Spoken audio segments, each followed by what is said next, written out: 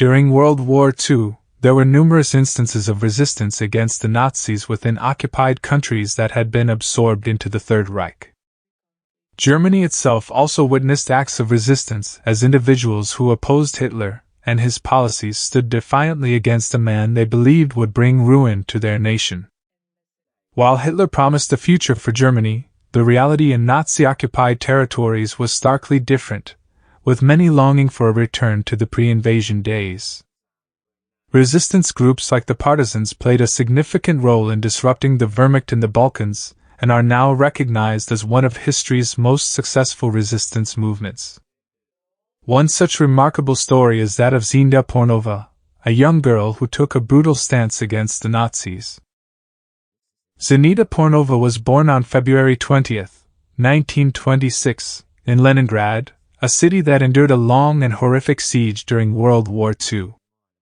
The battle for Leningrad was a crucial aspect of the Eastern Front. Her father worked at a local industrial plant, and her family belonged to the working-class Belarusian community. In the summer of 1941, amidst the Nazi invasion of the Soviet Union, Zinaida was sent to live with her grandmother in a small village in northern Belarus. At the time, it seemed unlikely that the German army and Hitler's forces would invade Russia. Previously, the Soviets and the Nazis had signed the Molotov-Ribbentrop Pact, which divided Poland between the two powers and included a 10-year peace agreement. However, Hitler's decision to invade the Soviet Union in 1941 shattered the pact and resulted in significant gains for the German forces. As the German invasion, codenamed Operation Barbarossa, rapidly advanced across territories, devastating the Red Army, Zinaida's grandmother's farm became a target for the Wehrmacht. When Nazi soldiers arrived at the farm, they demanded the family's cattle, which served as their primary food source and a means of income. Zinaida's grandmother defiantly refused to hand over the cattle, leading to a Nazi soldier striking her and confiscating the animals for the German army. Witnessing her grandmother's mistreatment, and driven by a desire to resist the occupiers, Zinaida joined the Belarusian resistance movement in 1942. She became a member of the local organization known as the All-Union Leninist Young Communist League, also called the Young Avengers, which served as the youth detachment of the Communist Party. Zinaida, at the age of 16, quickly established herself as a reliable and essential member of the resistance, promoting their cause within Nazi-occupied Belarus.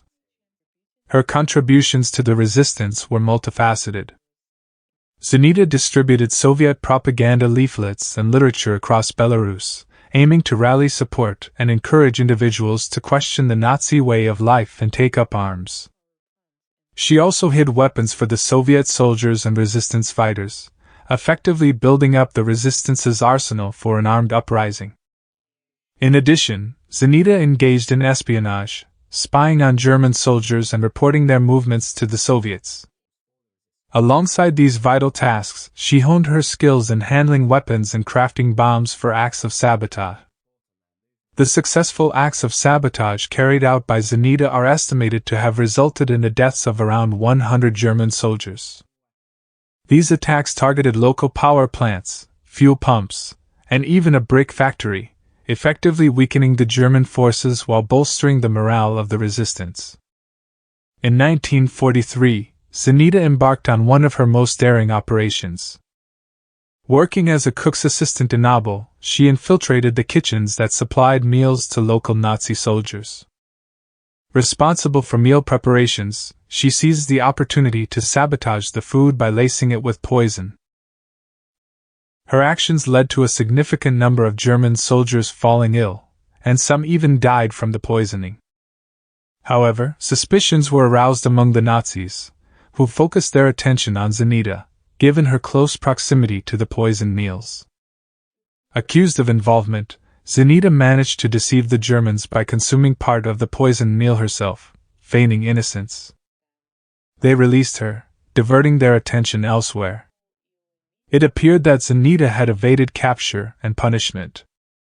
However, after consuming the poisoned food, she fell severely ill and sought refuge at her grandmother's place the next day. The Germans found her sudden absence from work suspicious and treated her as a wanted fugitive. Zinaida Portnova officially joined the partisan detachment, informing her mother in a letter that they were now part of the partisan movement, united in their goal to defeat the Nazi invaders.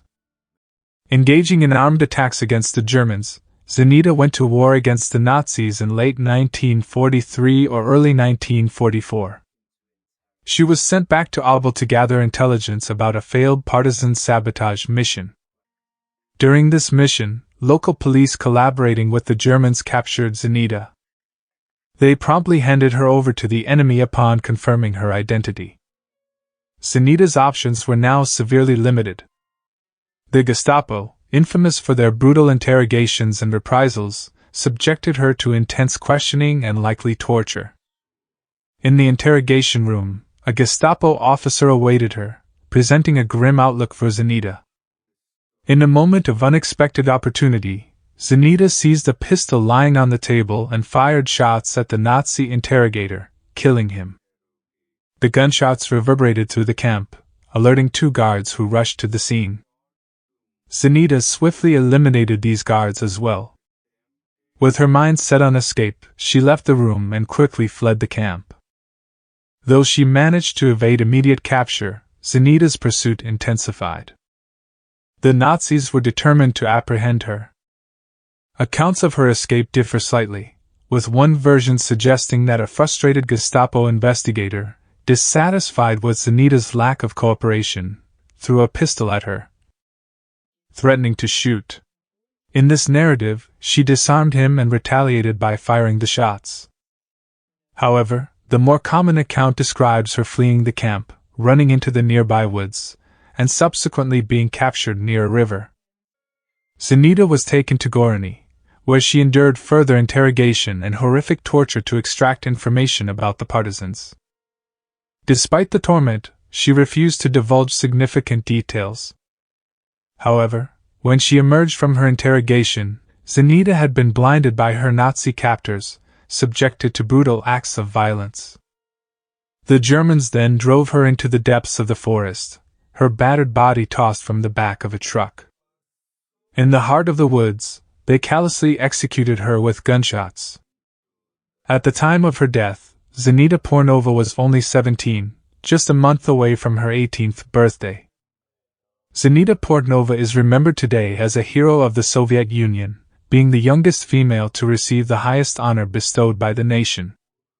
She is revered for her unwavering bravery and defiance against the evils of the Nazi regime. Memorials paying tribute to her courage can be found in many Russian towns. Despite her tender age, Zinaida devoted her short life to fighting against the horrors of the Third Reich. Her execution was a brutal attempt by the Nazis to bring shame upon her, and the torture she endured was both sadistic and harrowing. The story of Zinaida Portnova serves as a poignant reminder of a young woman who fearlessly stood against the Nazis alongside other heroic figures such as Lepa Radic.